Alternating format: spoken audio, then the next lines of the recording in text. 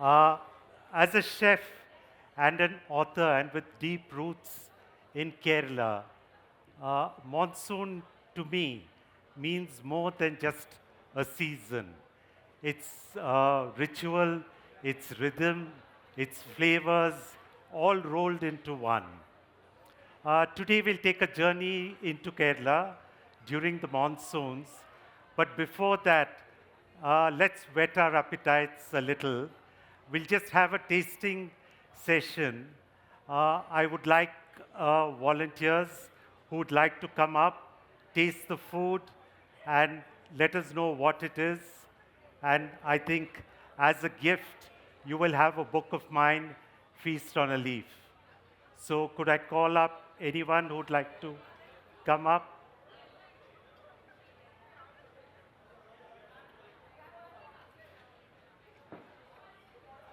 Please, come, come. Okay, you could start. That's a drink, and these are two snacks. What am I supposed to do? I'm very sorry. You're supposed to taste it and tell me what they are.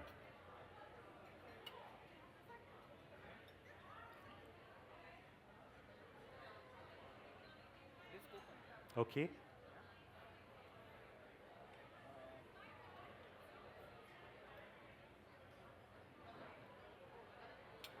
I'd like to give someone else a chance to. Anybody else who wants to come up?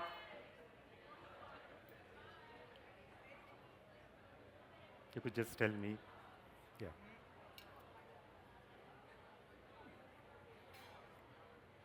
That's a drink, two snacks.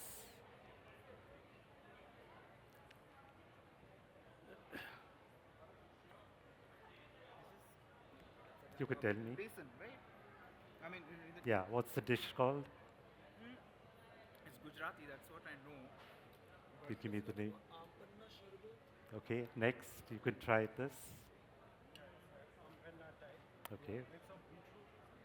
Okay. I'm fairly certain about that, but I'm forgetting the name. But Okay. it's from Gujarat. Okay. Yeah. They're guessing, yeah.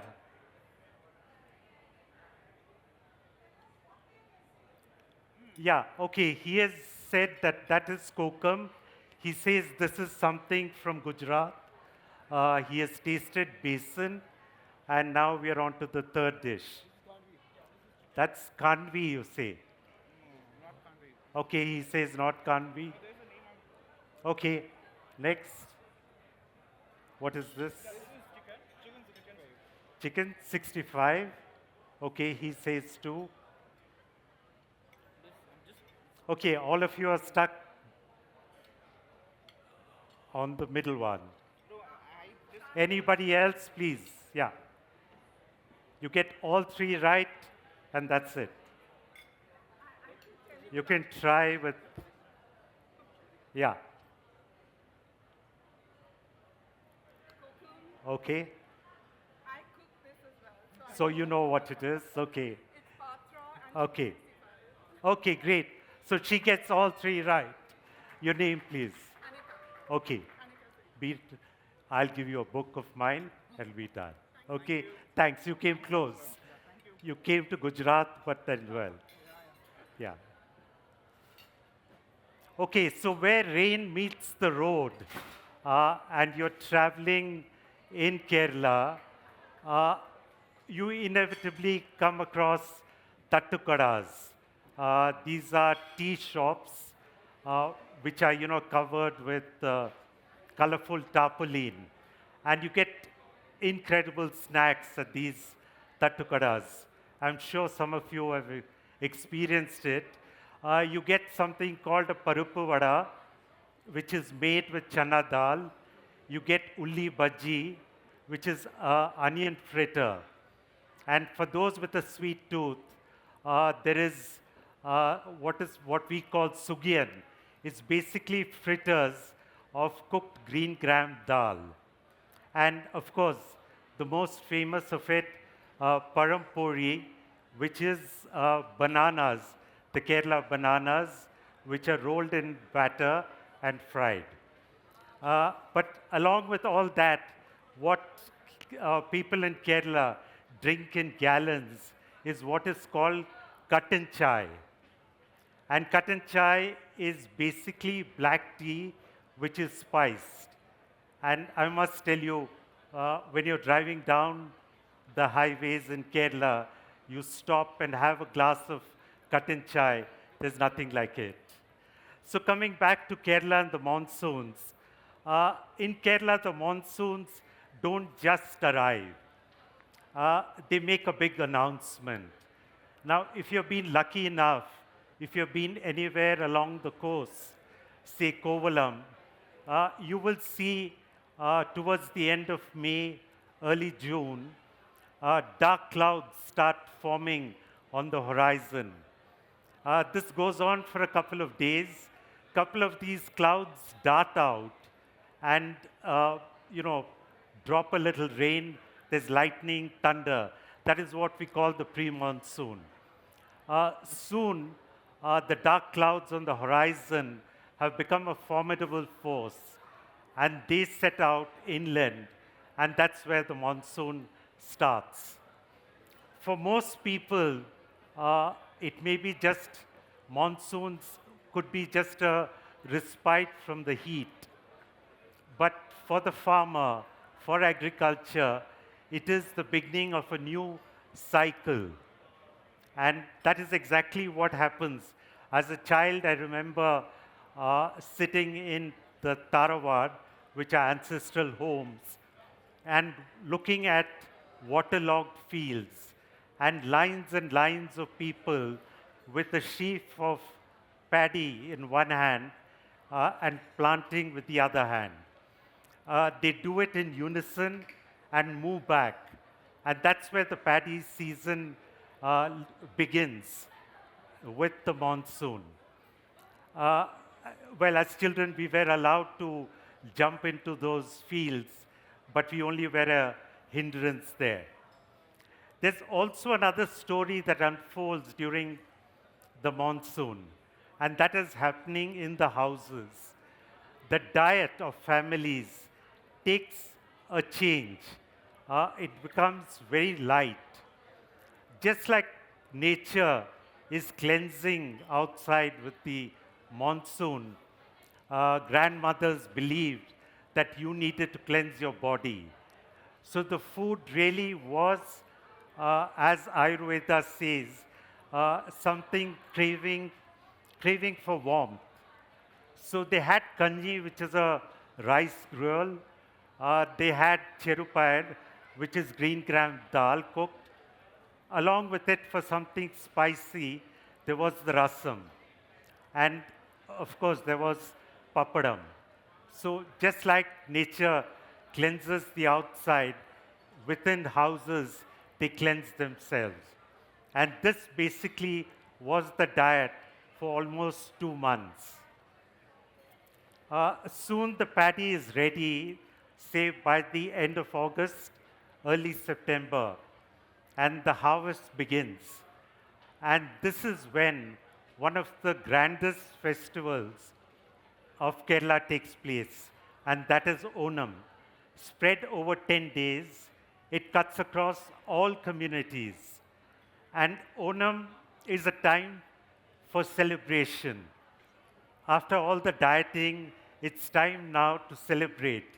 And it's a way of saying thank you to nature for a bountiful harvest and also, uh, you know, lots of fruits and vegetables.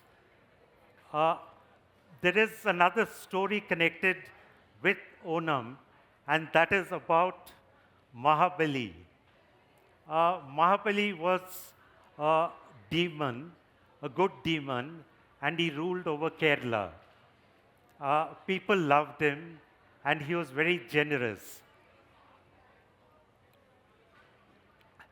It so happened that Mahabali was gaining in strength, and the gods sitting in heaven were a bit worried.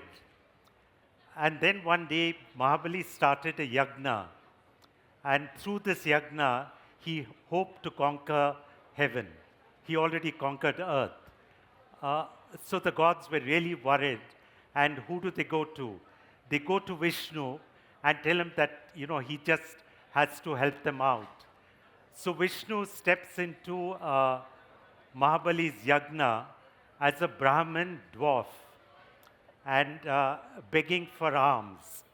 So he goes up to Mahabali and begs him for some alms.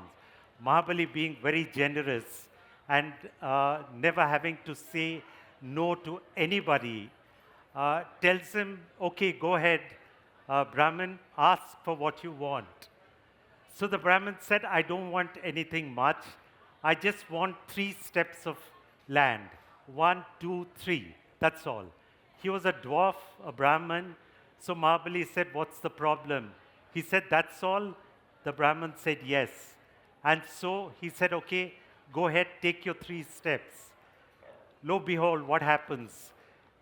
The Brahmin transforms into Vishnu, huge, towering over the entire yagna. He takes 1 step which covers the entire earth. Takes another, he's got heaven with him. Now he doesn't know where to put the 3rd step. So he asks Mahabali, where do I put my 3rd step? So Mahabali puts his head down on the ground and says, go ahead, put your step on me. So that's what Vishnu does. And in doing so, he pushed Mahabali down to the nether world. And that's where Mahabali stays.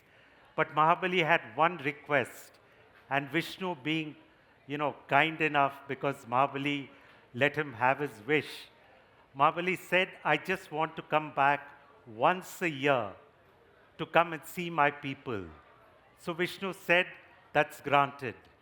So people believe on Onam is when Mahabali comes back to Kerala to meet his people. And so the people celebrate and offer a lot of things. They do prayers for Mahabali. So that's the legend. But basically, the monsoons, the agriculture legend bring families together for what is perhaps one of the greatest vegetarian feasts that you can ever have. There cannot be a better example of what today modern restaurants talk about farm to table. Well, here it is literally farm to leaf, and that is the Onam Sadhya. Traditionally, the vegetables that were grown within, Tarawats, houses, were the vegetables that were used for the sadhya. You'd be surprised to know that the vegetables just consist of pumpkins, a couple of gourds, cucumber, cluster beans, maybe brinjal, and a little spinach. And there is abundance of coconut, jackfruit, and of course the Kerala banana. Now, with all this, which is limited, what we turn out when we do a sadhya is a grand feast which consists of anything from 20 to 24 dishes. It's fascinating.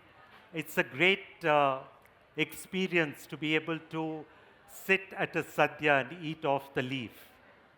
My book, Feast on a Leaf, which is available here on sale, is all about Onam, these rituals, the legends associated with it, and to make it very easy, if you're brave enough, cook up a sadhya. Don't think you have to do the whole sadhya. I've got menus for a date sadhya that's just for 2 people, or for a family of 4, or a full-fledged sadhya. Take the plunge, pick up the book, and cook up a sadhya. Onam is just round the corner coming in September. Thank you. All the best.